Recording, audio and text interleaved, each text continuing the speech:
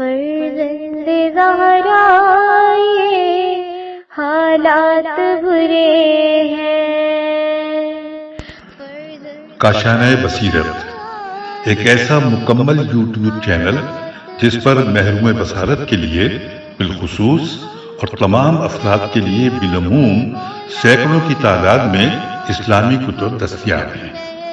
لہذا گزارش ہے کہ آپ اپنی ذمہ داری نبھاتے ہوئے کاشانۂ بصیرت کو سبسکرائب کرنے کے ساتھ ساتھ بیل آئیکن کو پریس کیجیے تاکہ آپ علم کے حصول کے ساتھ ساتھ مذہب اہل بیت کی اشاعت میں بھی اہم کردار ادا کرتے رہیں۔ کاشانۂ بصیرت، کاشانۂ بصیرت، کاشانۂ بصیرت۔ فرزند زہرا یہ حالات برے ہیں۔ اعوذ باللہ من الشیطان الرجیم، بسم اللہ الرحمن الرحیم۔ کاشانۂ بصیرت کے قابل احترام سامعین کرام، السلام علیکم۔ صبح جمعہ دعائے ندبہ کے ہمراہ اس کتاب کی ریڈنگ کا سلسلہ جاری و ساری ہے۔ ہم صفحہ نمبر 105 پہ پہنچ چکے ہیں۔ دوسرا اعتراض بیان کیا جا رہا ہے، کیا دعائے ندبہ فرقہ کیسانیہ کے عقیدوں کو بیان کر رہی ہے؟ ہیڈنگ ہے کیسانیہ فرقہ کا تاریخچہ۔ کیسانیہ ایک ایسے فرقے کا نام ہے جو پہلی صدی ہجری کے 50 سال بعد شیعوں کے درمیان پیدا ہوا اور تقریباً 1 صدی تک چلتا رہا، پھر بالکل ختم ہو گیا۔ یہ گروہ جناب محمد حنفیہ کی امامت کا عقیدہ رکھتا تھا اور انہیں امیر المومنین امام حسن اور امام حسین کے بعد چوتھا امام گمان کرتا تھا۔ محمد حنفیہ حضرت امیر المومنین علیہ السلام کے فرزند ارجمند تھے اور حضرت کی ان پر خاص توجہ ہوا کرتی تھی۔ ان کی شہرت حنفیہ اس جہت سے ہے کہ ان کی ماں کا تعلق خولہ بنی حنفیہ کے قبیلے سے تھا۔ امیر المومنین علیہ السلام نے انہیں آزاد کیا تھا، پھر اپنے ساتھ عقد نکاح پڑھا۔ ریفرنس ہے شرح نہج البلاغہ، ابن ابی الحدید، جلد نمبر 1، صفحہ نمبر 245۔ حضرت امیر المومنین علیہ السلام اپنے اس فرزند ارجمند سے بہت زیادہ محبت کرتے تھے اور ان کے متعلق تحسین آمیز کلمات فرمائے کہ منجملہ ان میں سے حضرت کی یہ تعبیر مشہور ہے کہ فرمایا، محمد لوگ اجازت نہیں دیتے کہ خدا کی نافرمانی ہو۔ راوی نے دریافت کیا یہ محمد لوگ کون ہیں؟ فرمایا، محمد بن جعفر، محمد بن ابی بکر، محمد بن ابی حذیفہ اور محمد بن امیر المومنین۔ ریفرنس ہے اختیار معرفہ الرجال، شیخ طوسی، صفحہ نمبر 70۔ علامہ مامقانی معتقد ہیں کہ حضرت امیر المومنین کا یہ قول محمد حنفیہ کی وثاقت و عدالت پر دلالت کرتا ہے، اس لیے کہ جب تک وہ اجازت نہ دیں تب تک دوسرا شخص خدا کی نافرمانی نہیں کر سکتا، تو پھر وہ خود بغیر کسی شک و شبے کے خدا کی نافرمانی نہیں کریں گے۔ ریفرنس ہے تنقیح المقال، عبداللہ مامقانی، جلد نمبر 3، صفحہ نمبر 111۔ جنگ جمل میں جناب محمد حنفیہ بہت ممتاز موقعیت اور منصب کے حامل تھے۔ فتح و ظفر کا پرچم ان کے با وفا ہاتھوں میں تھا۔ بے مثال شجاعت و صلاحیت کے ساتھ دشمن کو پیچھے بھگایا، صفوں کو درہم برہم کیا اور بہترین امتحان دیا۔ جب حضرت امیر المومنین علیہ السلام نے سپاہ اسلام کے پر افتخار پرچم کو محمد حنفیہ کے ہاتھ میں دیا تو انہیں خطاب کر کے قابل توجہ خطبہ ارشاد فرمایا اور اس میں فنون جنگ کے گراں قدر نکات کی یاد آوری کی۔ ریفرنس ہے نہج البلاغہ، شریف رضی، صبحی صالح، خطبہ 11، صفحہ نمبر 55۔ خزیمہ بن ثابت محمد حنفیہ کی حمد و ثنا کی غرض سے امیر المومنین کی خدمت میں حاضر ہوئے اور عرض کی، اگر آج پرچم اسلام دوسرے شخص کے ہاتھ میں ہوتا تو رسوائی نصیب ہوتی۔ ریفرنس شرح نہج البلاغہ، ابن ابی الحدید۔ اسی جنگ میں محمد حنفیہ سے دریافت کیا گیا تھا کہ کیسے سخت اور ہولناک حالات میں تمہارے باپ تمہیں خطرے کے منہ میں ڈال رہے ہیں اور تمہیں تمہارے بھائی حسن اور حسین علیہ السلام کو ہرگز ان موقعوں پر میدان جنگ میں نہیں بھیجتے۔ محمد حنفیہ نے بہت لطیف تعبیر کے ساتھ جواب دیا تھا، حسن و حسین علیہ السلام میرے والد گرامی کی آنکھوں کے تارے ہیں اور میں ان کا قوی ترین بازو ہوں۔ میرے باپ اپنے ہاتھوں سے اپنی آنکھوں کے تاروں کی حفاظت کرتے ہیں۔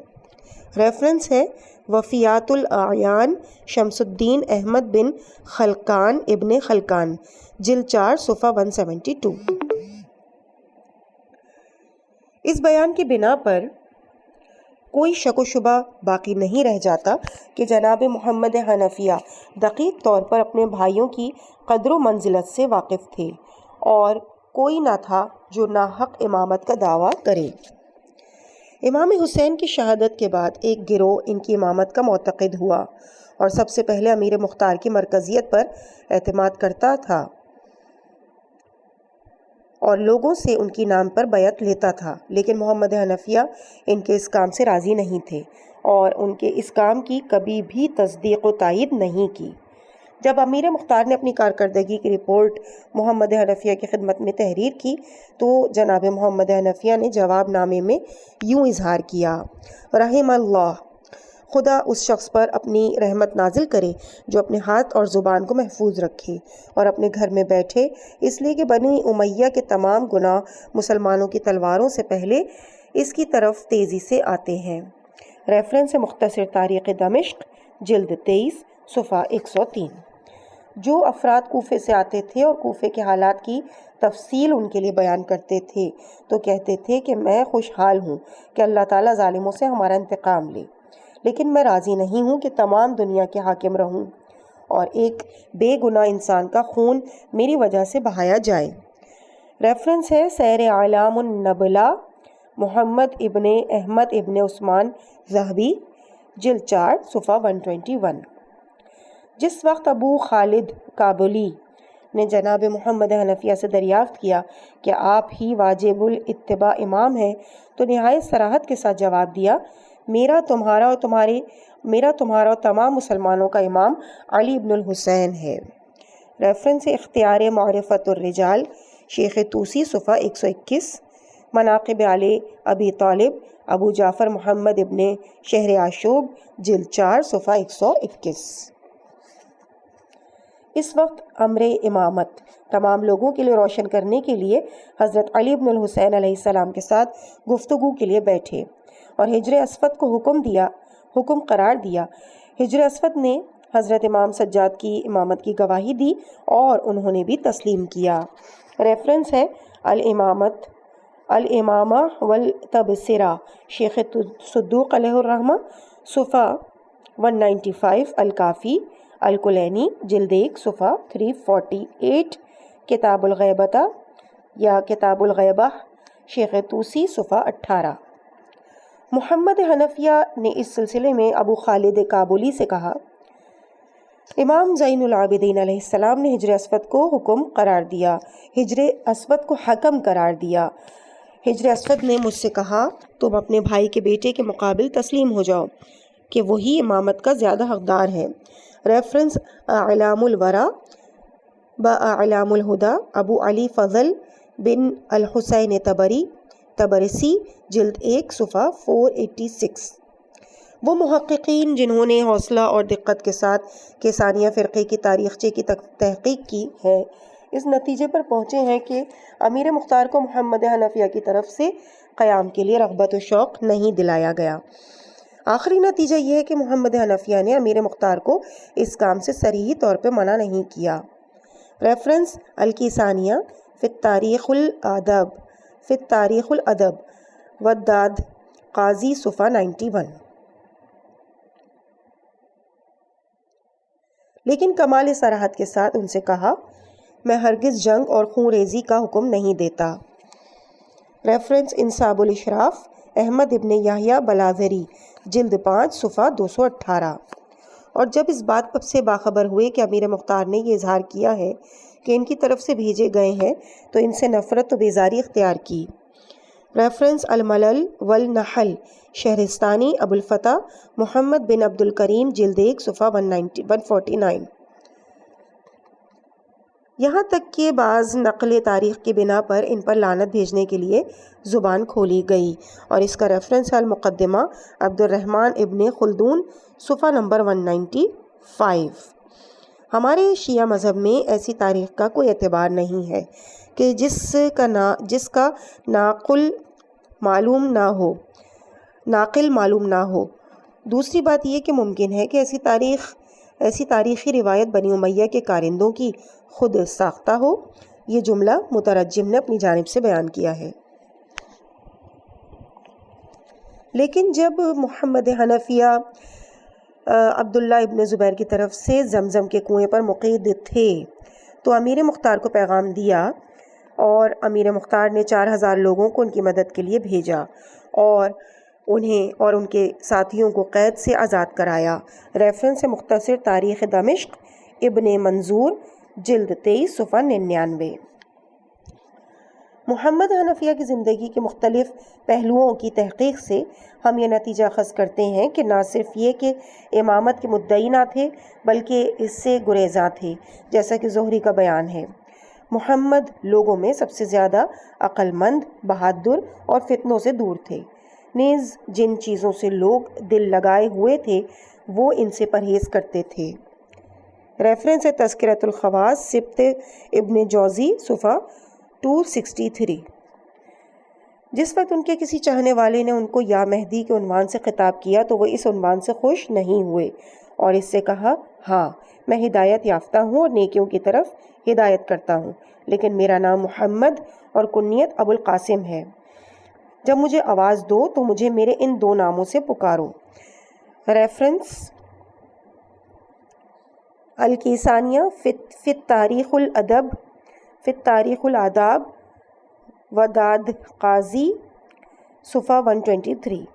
محمد ابن حنفیہ کی مختصر کلمات اور بہت سے خطبات جو کتابوں میں نقل ہوئے ہیں، ان میں ہمیں کوئی ایسی بات نہیں ملتی جس سے انہوں نے اپنی طرف لوگوں کو دعوت دی ہو، بلکہ اس کے برعکس مطلقاً خاندان عصمت و طہارت کی طرف مکمل احتیاط کے ساتھ دعوت دیتے ہوئے نظر آتے ہیں۔ جیسے خطبے کے ضمن میں فرماتے ہیں، اہل حق کے لیے ایک حکومت ہے کہ خداوند متعال جس وقت چاہے گا اسے فراہم کر دے گا۔ ہم میں سے جو شخص بھی اس حکومت کو درک کرے گا وہ سعادت کے بلند ترین مرتبے پر فائز ہوگا۔ ریفرنس الطبقات الکبریٰ محمد ابن سعد کاتب جلد 5 صفحہ 97۔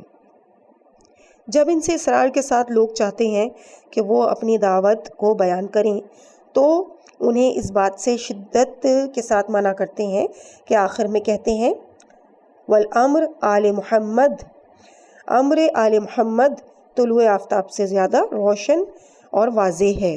ریفرنس ہے سیر اعلام النبلہ محمد احمد ابن عثمان ذہبی جلد 4 صفحہ 122۔ قابل توجہ یہ ہے کہ امرنا یعنی ہمارے امر سے تعبیر نہیں کیا بلکہ امر آل محمد سے تعبیر کیا ہے، اور ہم جانتے ہیں کہ وہ پیغمبر اکرم صلی اللہ علیہ وآلہ وسلم کی نسل سے نہیں ہیں، اور آل محمد کی تعبیر خصوصی ترین معنی میں ان کے شامل حال نہیں ہوتی۔ ان کی عقل و درایت اور ہوش و ذکاوت کے لیے یہی کافی ہے کہ بادشاہ روم نے عبد الملک کو تہدید آمیز اور خوفناک خط لکھا۔ عبد الملک نے حجاج سے کہا کہ اس طرح کا ایک تہدید آمیز خط محمد حنفیہ کو لکھو اور اس کا جواب میرے پاس لے کر آؤ۔ جب محمد حنفیہ کا جواب عبد الملک کے ہاتھ میں پہنچا تو حکم دیا کہ عین اسی جیسا جواب بادشاہ روم کے پاس لکھو۔ بادشاہ روم نے عبد الملک کے جواب میں لکھا، یہ بات تمہاری اور تمہارے خاندان کی طرف سے صادر نہیں ہوئی ہے، یہ کلام تو خاندان نبوت سے صادر ہوا ہے۔ ریفرنس ہے الطبقات الکبریٰ محمد ابن سعد صفحہ نمبر 110۔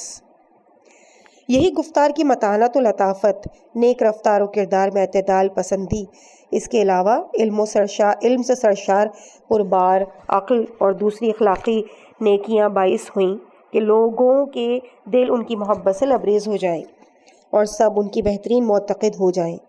نیز یہی وجہ تھی کہ امیر مختار خود کو ان سے منسوب کرتے تھے تاکہ لوگوں کے دلوں کو اپنی طرف موڑ سکیں۔ لیکن جب وہ مختار کے دسیسہ کاریوں سے آگاہ ہوئے تو ان سے نفرت کا اظہار کیا۔ ریفرنس ہے الملل والنحل، ابو الفتح محمد بن عبد الکریم شہرستانی۔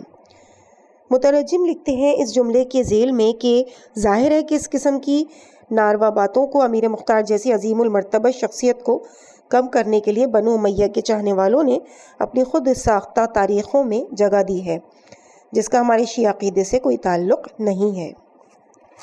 محمد حنفیہ اگرچہ امام حسین علیہ السلام کی شہادت کے بعد بہت سی مشکلوں سے روبرو ہوئے اور حجاج، عبد الملک اور عبداللہ ابن زبیر کی طرف سے انہیں بیعت کی دعوت کے لیے بہت سی تہدید یعنی دھمکی اور طمع دی گئی، انہیں خوف دلایا گیا، لیکن اپنی نیک تدبیر سے کسی حد تک ان کے شر سے محفوظ رہے، یہاں تک کہ آخر میں محرم 81 ہجری قمری میں 65 سال کی عمر میں مدینہ طیبہ میں دنیا سے رخصت ہوئے اور قبرستان بقیع میں دفن ہوئے۔ ریفرنس ہے سیر اعلام النبلہ، محمد ابن عثمان ذہبی، صفحہ 128۔ محمد حنفیہ کے انتقال کی جگہ کے لیے 3 اقوال ہیں۔ نمبر 1 مدینہ، نمبر 2 طائف، نمبر 3 ایلا، مکہ و مدینہ کے درمیان کی جگہ۔ اور ریفرنس ہے تذکرۃ الخواص، سبط ابن جوزی، صفحہ 268۔ اور چوتھا قول بھی نقل ہوا ہے، اور وہ یہ ہے کہ ان کا انتقال رضوا کے مقام میں ہوا اور بقیع میں دفن کیا گیا۔ اس کا ریفرنس ہے تنقیح المقال، عبداللہ مامقانی، صفحہ 122۔ رضوا ایک بلند پہاڑ کا نام ہے مدینہ کے قریب، جو ینبو سے 1 منزل اور مدینہ سے 7 منزل کا فاصلہ ہے، جہاں اونچی اونچی پہاڑیوں کی چوٹیاں ہیں، کثرت سے درے، درخت اور بہت سے صاف و شفاف چشمے پائے جاتے ہیں۔ اس کا ریفرنس ہے معجم البلدان، یاقوت حموی، جلد 3، صفحہ 51۔ محمد حنفیہ کی رحلت کے بعد کیسانیہ فرقہ مختلف فرقوں میں تقسیم ہو گیا کہ ان میں سے منجملہ یہ ہیں۔ نمبر 1 سراجیہ، سین رے الف جیم یہ ہے۔ حسان سراج کے ماننے والوں نے کہا محمد حنفیہ وفات پا چکے ہیں، کوہ رضوا میں مدفون ہیں، لیکن ایک دن رجعت کریں گے اور دنیا کو عدل و انصاف سے بھر دیں گے۔ اس کا ریفرنس ہے البلد تاریخ المطہرین، المطہر بن طاہر مقدسی، جلد 5، صفحہ 129۔ نمبر 2 کرنبیہ، ابن کرنب کے ماننے والوں نے کہا محمد حنفیہ زندہ ہیں اور کوہ رضوا میں سکونت پذیر ہیں اور بغیر ظہور کیے دنیا سے نہیں جائیں گے، دنیا کو عدل و انصاف سے بھر دیں گے جس طرح وہ ظلم و ستم سے پر ہوگی۔ اس کا ریفرنس ہے البدع والتاریخ، المطہر بن طاہر مقدسی، جلد 5، صفحہ 128۔ ان کو اکثر منابع میں کربیہ یا قریبیہ ذکر کیا گیا ہے۔ ریفرنس الکسانیہ فی التاریخ الآداب، وداد قاضی، صفحہ 172۔ نمبر 3 ہاشمیہ، ابو ہاشم عبداللہ کے ماننے والے، جو محمد حنفیہ کے بعد ان کے فرزند عبداللہ کی امامت کے معتقد ہوئے، اور اس کا ریفرنس ہے الملل والنحل، ابو الفتح محمد بن عبد الکریم شہرستانی، جلد 1، صفحہ 150۔ ہاشمیہ فرقہ بھی ابو ہاشم کی وفات کے بعد مختلف فرقوں میں جیسے مختاریہ، حارثیہ، روندیہ، بیانیہ وغیرہ میں تقسیم ہو گیا، اور اس کا ریفرنس ہے المقالات والفرق، سعد ابن عبداللہ اشعری، صفحہ 26 سے 40۔ کیسانیہ کی اکثریت اس بات کی معتقد ہے کہ محمد حنفیہ کی وفات نہیں ہوئی بلکہ وہ کوہ رضوا میں مخفی ہیں، ایک مدت کی غیبت کے بعد آخر میں ظہور کریں گے اور دنیا کو عدل و انصاف سے بھر دیں گے۔ وہ لوگ اس بات کا اعتقاد رکھتے ہیں کہ محمد حنفیہ وہی مہدی موعود ہے جو مکہ معظمہ سے ظہور کریں گے۔ ریفرنس ہے المقالات والفرق، سعد ابن عبداللہ اشعری، صفحہ 31۔ وہ لوگ کہتے ہیں کہ ہر دن صبح و شام محمد حنفیہ کی خدمت میں اونٹ آتے ہیں، وہ ان کے دودھ اور گوشت کو کھاتے پیتے ہیں، ریفرنس فرقۃ الشیعہ حسن ابن موسیٰ نوبختی صفحہ 29۔ سید اسماعیل حمیری خاندان اہل بیت کے مشہور شاعر، پہلے ان کا تعلق فرقہ کیسانیہ سے تھا اور بہت سے اشعار محمد حنفیہ کی مدح میں کیسانیہ کے عقائد کی بنیاد پر نظم کیے۔ وہ انہی اشعار کے ضمن میں کہتے ہیں کہ یا شعب رضوا معلمن بکا لا یرا، یعنی ترجمہ ہے، چار مصرے ہیں یہاں پر، ان کا ترجمہ ہے: اے غار رضوا، تمہارے اندر قیام کرنے والا کیسا ہے جو دکھائی نہیں دیتا، جبکہ ہم اس کے عشق میں دیوانے ہو گئے ہیں۔ اے فرزند وسیع، کب تک اور کس زمانے تک اور کتنی مدت تک زندہ رہیں گے اور رزق کھاتے رہیں گے۔ ریفرنس ہے مروج الذہب علی ابن حسین مسعودی جلد 2 صفحہ 96۔ کیسانیہ کے دوسرے مشہور شاعر قصیر عزا بھی اس سلسلے میں کہتے ہیں، شعر ہے جس کا ترجمہ ہے کہ ایک مدت سے رضوا میں ان لوگوں سے مخفی ہو گئے ہیں، لہٰذا دکھائی نہیں دیتے، ان کے پاس پانی اور شہد ہے۔ اور اس کا ریفرنس ہے الدیوان القصیر عزا جلد 2 صفحہ 186۔ حمیری بعد میں محمد حنفیہ کے مہدی ہونے کے عقیدے سے برگزشتہ ہو گئے اور حضرت امام جعفر صادق علیہ السلام کی امامت کے معتقد ہو گئے، اور مشہور شعر تجعفرت بسم اللہ واللہ اکبر، میں نام خدا پر جعفر میں سے ہو گیا اور اللہ بزرگ و برتر ہے، کو اسی سلسلے میں کہا گیا ہے۔ ریفرنس ہے الدیوان سید اسماعیل حمیری صفحہ 295، طبقات الشعراء ابن المعتز صفحہ 33، الفصول المختارہ سید مرتضی علم الہدا جلد 2 صفحہ 299۔ کثیر اہل بیت کے دل باختہ عاشقوں میں سے تھے، خود کو مرنے کے لیے آمادہ کیا، کسی شخص کو تلاش کیا کہ ان کے اہل و عیال کی کفالت کرے۔ اس وقت ایام حج کے موقع پر اہل بیت سے دفاع کے سلسلے میں ولولہ خیز بیانات جاری کیے۔ جس وقت چاہا کہ غاصبین فدق سے اظہار برات کریں تو ان کی طرف دار لوگ کھڑے ہوئے اور ان کی طرف پتھر برسائے اور بہت بری طرح درجہ شہادت پر فائز کیا۔ ریفرنس ہے الغانی ابو الفرج اصفہانی جلد نمبر 11 صفحہ 46۔ امیر مختار کے بعد جو کیسانیہ فرقے کے بانی کہلاتے تھے، ان دونوں نے رزمیہ شاعری کے بامعنی اور بہترین اشعار پیش کر کے کیسانیہ فرقے کی ترقی میں بہت زیادہ مؤثر کردار ادا کیا۔ اس فرقے کے کیسانیہ نام کی وجہ تسمیہ میں مختلف نظریات پائے جاتے ہیں۔ نمبر 1، کیسان امیر مختار کا لقب تھا۔ ریفرنس ہے البدا والتاریخ المطہر بن طاہر مقدسی صفحہ 131۔ نمبر 2، کیسان امیر مختار کی فوج کے سردار کا نام تھا۔ کیسان امیر مختار کی فوج کے سردار کا نام تھا۔ اس کا ریفرنس ہے المقالات والفرق سعد ابن عبداللہ اشعری صفحہ 21۔ نمبر 3، کیسان حضرت امیر المومنین علیہ السلام کے غلاموں میں سے ایک غلام کا نام تھا کہ جس نے امیر مختار کو امام حسین کے خون کے انتقام لینے کے لیے شوق اور رغبت دلائی تھی۔ ریفرنس الملل والنحل ابو الفتح محمد بن عبد الکریم شہرستانی صفحہ 147۔ تیسرا قول ضعیف ہے کیونکہ کیسان امیر المومنین کے غلام تھے جو جنگ صفین میں شہید ہو چکے تھے۔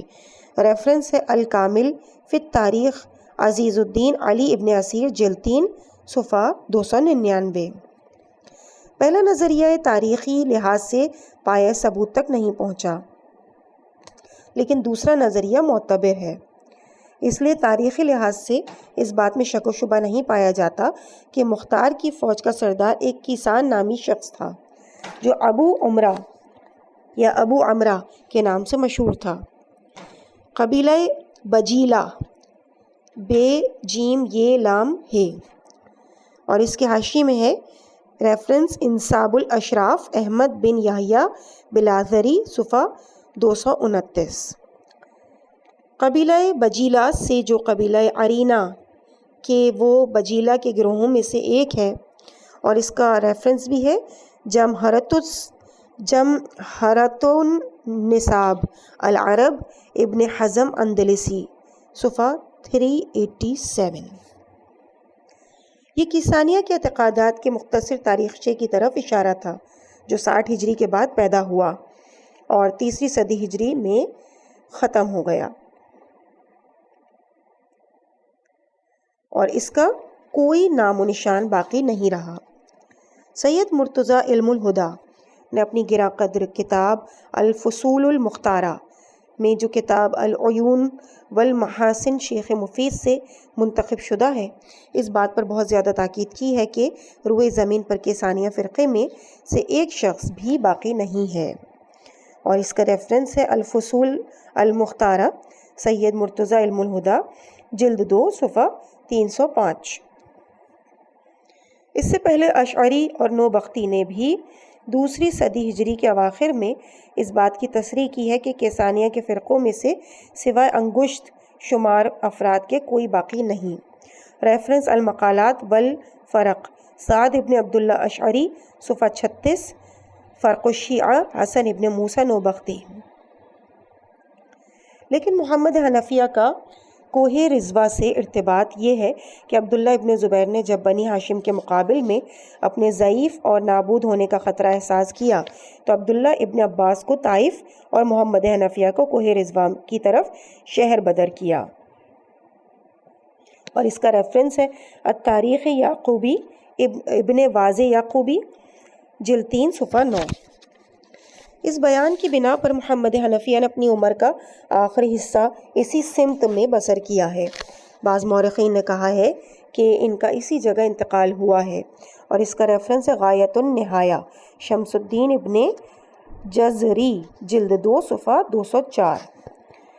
لیکن اکثر مورخین معتقد ہیں کہ محمد حنفیہ کی وفات مدینے میں ہوئی اور بقیع میں مدفون ہے۔ ریفرنس الطبقات الکبریٰ محمد ابن سعد جلد 5 صفحہ 116۔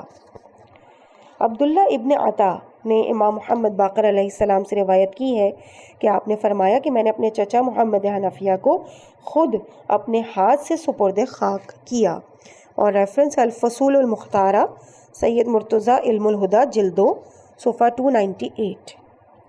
مذکورہ مطالب کی تحقیق سے ہم یہ نتیجہ اخذ کرتے ہیں کہ فرقہ کیسانیہ 1 صدی ہجری کے 50 سال بعد پیدا ہوا اور جناب محمد حنفیہ کی امامت کا معتقد ہوا، اور 2 صدی ہجری کے اواخر میں بالکل ختم ہو گیا۔ اس بات کے پیش نظر رضوہ چونکہ محمد حنفیہ کی شہر بدر کی جگہ تھی، کیسانیہ کے ایک گروہ نے اس مقام کو محمد حنفیہ کی غیبت کی جگہ جانا۔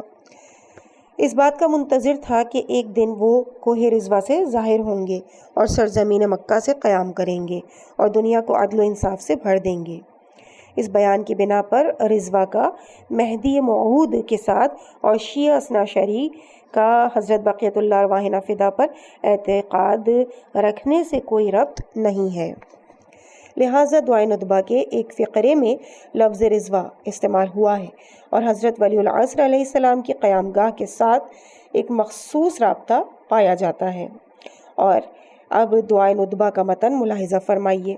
اے کاش مجھے معلوم ہوتا کہ تیری قیام گاہ کہاں ہے اور کس سرزمین نے تجھے بسا رکھا ہے، مقام رضوہ ہے یا مقام طوا۔ میرے لیے یہ بہت سخت ہے کہ ساری دنیا کو دیکھوں اور تو نظر نہ آئے۔ ریفرنس مصباح الزاہد سید علی ابن موسیٰ ابن طاؤس صفحہ 451۔ اس سوال کا جواب ہر ایک فرد کی نظر میں واضح اور روشن کرنے کے لیے رضوہ اور ذی طوا کی حیثیت کو ائمہ معصومین علیہ السلام کی کلمات کی روشنی میں تحقیق کرتے ہیں، تاکہ ان دو مقام کے ارتباط حضرت بقیت اللہ ارواحنا فدا کے وجود اقدس سے اور ان دونوں کا جناب محمد حنفیہ کے ساتھ عدم ارتباط کا مسئلہ واضح ہو سکے۔ اب یہاں پہ ہیڈنگز کا آغاز ہو رہا ہے۔ نمبر 1، کوہ رضوہ۔ رضوہ تہامہ کے پہاڑوں میں سے پہلا پہاڑ ہے جو یمبو یا یمبا سے 1 منزل اور مدینہ سے 7 منزل ہے کہ بہت سی حدیثوں میں اس کا ذکر ہوا ہے منجملہ۔ ان میں سے نمبر 1، رسول صلی اللہ علیہ وآلہ وسلم نے فرمایا رضوا خدا اس سے خوش ہے، ریفرنس ہے معجم البلدان۔ نمبر 2، دوسری حدیث میں فرمایا کہ رضوا جنت کے پہاڑوں میں سے ہے، اس کا ریفرنس ہے وفاء الوفا۔ نمبر 3، امام جعفر صادق علیہ السلام جب سرزمین روحا پر وارد ہوئے، روحا رے واو اور رے پہ زبر ہے، رے واو ہے الف پر وارد ہوئے تو ایک نظر اس پہاڑ پر ڈالی جو دشت روحا سے نزدیک تھا۔ عبدالعلی غلام آل سام جو حضرت کے خدمت میں تشریف فرما تھے فرمایا اس پہاڑ کو دیکھ رہے ہو، اس کو رضوا پہاڑ کہا جاتا ہے جو فارس کی پہاڑیوں میں سے تھا، چونکہ اس نے ہمیں دوست رکھا تو خدا نے اس کو ہماری طرف منتقل کر دیا۔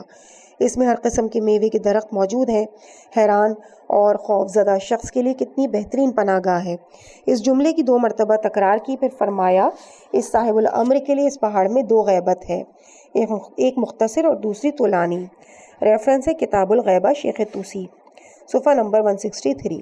نمبر 4، امام زین العابدین علیہ السلام نے ایک طولانی حدیث کے ضمن میں ظہور کے وقت جبرائیل امین کا حضرت کی خدمت میں آنے کے متعلق بیان کیا ہے۔ اس کے آخر میں فرماتے ہیں کہ اس وقت وہ گھوڑا کہ جسے براق کے نام سے جانا جاتا ہے ان کی خدمت میں لایا جائے گا، حضرت قائم علیہ السلام اس پر سوار ہوں گے، پھر کوہ رضوا کی طرف حرکت کریں گے۔ اس وقت حضرت کے 313 صاحب کی آمد، ظہور کے اعلان اور دعوت اسلام کے آغاز کے متعلق تفصیلی گفتگو فرماتے ہیں۔ ریفرنس بہار الانوار محمد باقر مجلسی، جلد 52، صفحہ 306۔ نمبر 5، امام جعفر صادق علیہ السلام نے ایک طولانی حدیث کے ضمن میں ارواح مومنین کے گلستان رضوا میں جمع ہونے کے متعلق بیان کیا ہے اور آخر میں فرماتے ہیں کہ پھر وہ مومن جنت رضوا میں آل محمد کی زیارت کرتا، کھاتا پیتا اور ان کے ساتھ ان کی مجالس میں بیٹھ کر ان حضرات سے گفتگو کرتا رہے گا یہاں تک کہ ہم اہل بیت کے قائم کا ظہور ہو، اور جب وہ ظہور کرے گا تو اللہ تعالیٰ ان مومنین کو دوبارہ زندہ کر کے دنیا میں بھیجے گا، پس وہ گروہ در گروہ لبیک کہتے ہوئے ان کی خدمت میں حاضر ہوں گے۔ ریفرنس بہار الانوار محمد باقر مجلسی، جلد 6، صفحہ 198، جلد 53، صفحہ 97۔ پہلی اور دوسری حدیث سے رضوا پہاڑ کی فضیلت و قداست کا استفادہ ہوتا ہے۔ تیسری حدیث صراحت کے ساتھ اس بات پر دلالت کرتی ہے کہ حضرت بقیت اللہ ارواح نافدہ غیبت صغریٰ اور کبریٰ میں اپنی مبارک عمر کا ایک حصہ کوہ رضوا میں بسر کریں گے۔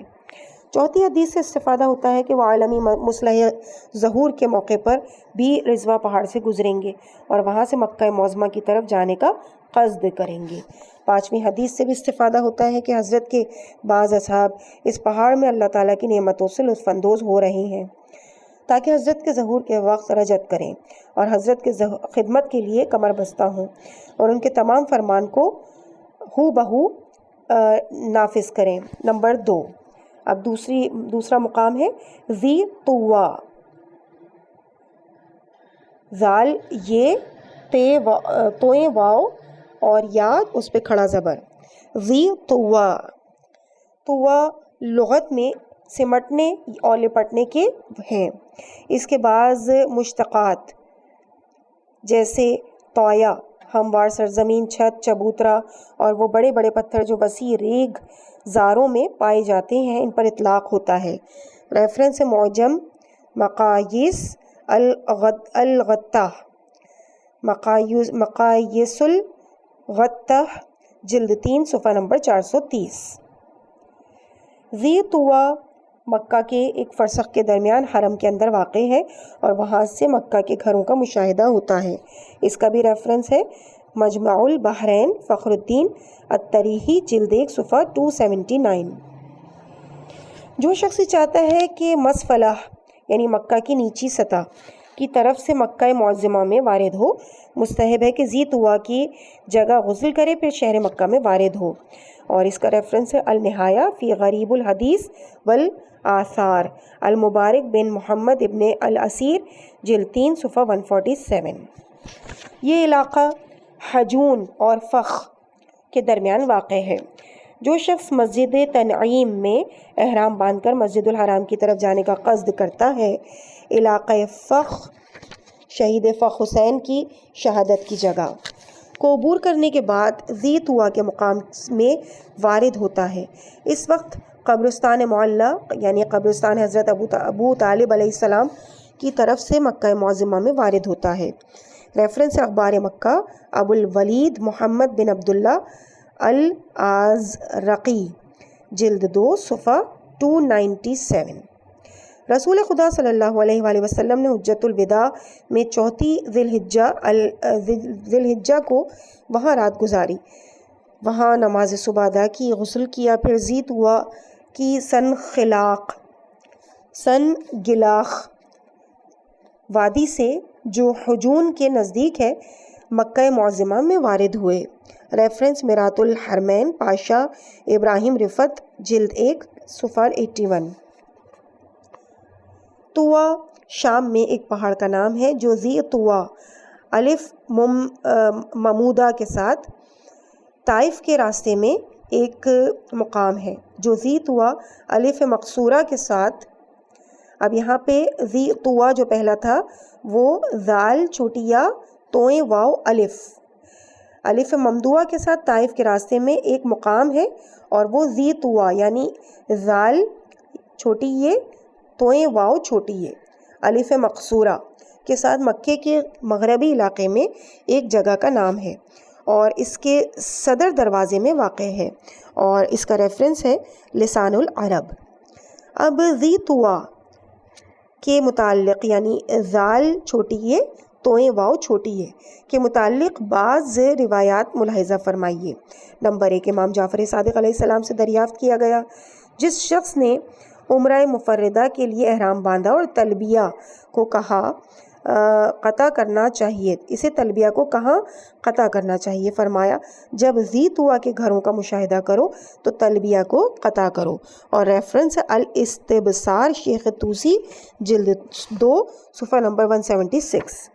نمبر 2، امام رضا علیہ السلام سے دریافت کیا گیا کہ عمرہ تمتع میں تلبیہ کو کہاں واقع کرنا چاہیے؟ فرمایا جب مکہ کے سائبانوں کو ذی طویٰ کے ابتدائی حصے میں مشاہدہ کرو۔ راوی نے دریافت کیا مکہ کے گھروں کے متعلق فرما رہے ہیں؟ جواب دیا ہاں۔ ریفرنس تہذیب الاحکام شیخ توسی۔ نمبر 3، امام صادق علیہ السلام نے رسول اکرم صلی اللہ علیہ وآلہ وسلم کے حج کی کیفیت کی وضاحت میں فرمایا جب مکے میں داخل ہوئے تو مکے کے بالائی جگہ کے ابتدائی حصے سے وارد ہوئے، اور جب مکہ سے باہر نکلے تو ذی طویٰ سے نکلے۔ ریفرنس ہے الکافی محمد بن یعقوب کلینی، جلد 4 صفحہ 250۔ نمبر 4، امام صادق علیہ السلام نے خانہ کعبہ کی ساخت و ساز کی وضاحت کے وقت فرمایا حضرت ابراہیم نے خانہ خدا کی تعمیر کی اور حضرت اسماعیل نے ذی طویٰ سے پتھر لا کر دیے۔ ریفرنس بحار الانوار محمد باقر مجلسی، جلد 12 صفحہ 99، جلد 99 صفحہ نمبر 38۔ نمبر 5، امام محمد باقر علیہ السلام نے اپنے دست مبارک سے ذی طویٰ کی طرف اشارہ کرتے ہوئے فرمایا اس صاحب الامر کے لیے ان بعض دروں میں غیبت واقع ہوگی۔ ریفرنس تفسیر عیاشی۔ نمبر 6، امام محمد باقر علیہ السلام حضرت بقیت اللہ ارواحنا فدا کے ظہور کی جگہ کے متعلق وضاحت کرتے ہوئے فرماتے ہیں کہ اس دن سے حضرت قائم اپنے 313 اصحاب بدر کی تعداد کے مطابق اصحاب کے ساتھ مقام ذی طویٰ میں انتظار کریں گے، پھر حجر اسود کی طرف اپنی پشت کر کے کھڑے ہوں گے اور اپنا پرچم لہرائیں گے۔ ریفرنس اثبات المدح۔ نمبر 7، امام جعفر صادق علیہ السلام بھی اس سلسلے میں فرماتے ہیں گویا میں دیکھ رہا ہوں کہ امام قائم علیہ السلام مقام ذی طویٰ میں سے پا پیادہ حضرت موسیٰ علیہ السلام کی سنت پر عمل کرتے ہوئے آ رہے ہیں، اور جب مقام ابراہیم پر پہنچیں گے تو وہاں لوگوں کو دعوت دیں گے۔ ریفرنس بحار الانوار محمد باقر مجلسی۔ نمبر 8، امام محمد باقر علیہ السلام ظہور کے عظیم الشان دن کو یوں بیان فرماتے ہیں یقیناً حضرت قائم ذی طویٰ کے ٹیلوں سے اپنے 313 اصحاب بدر کی تعداد کے مطابق ان کے ساتھ نازل ہوں گے، پھر حجر اسود کی طرف اپنی پشت کر کے کھڑے ہوں گے اور اپنا پرچم لہرائیں گے۔ ریفرنس کتاب الغیبتہ۔ نمبر 9، دوسری حدیث میں شہادت نفس زکیہ کی وضاحت فرمائی۔ اس مصلح غیبی کی عالمی قیام کے متعلق بیان کرتے ہوئے فرماتے ہیں، پھر آپ اصحاب بدر کی تعداد کے مطابق 313 افراد کو لے کر عقبہ طوا سے اتر کر مسجد الحرام میں تشریف لائیں گے اور مقام ابراہیم پر 4 رکعت نماز پڑھیں گے۔ ریفرنس بحار الانوار۔ 5ویں حدیث سے 9ویں حدیث تک کی تحقیق کے بعد کوئی شک و شبہ باقی نہیں رہتا کہ ذی طوا کے علاقے کا حضرت بقیت اللہ ارواحنا فدا کے ساتھ گہرا تعلق ہے، اور حضرت اپنی غیبت کے کچھ زمانے تک وہاں زندگی بسر کریں گے اور ظہور کے وقت اس مقدس مکان میں حکم الہی کے منتظر رہیں گے، اور وہاں اپنے ملک اور فوج کے 313 افراد کو ترتیب دیں گے اور اپنے آخری قیام کو اسی مقام سے شروع کریں گے اور حرم امن الہی کی طرف قدم بڑھائیں گے۔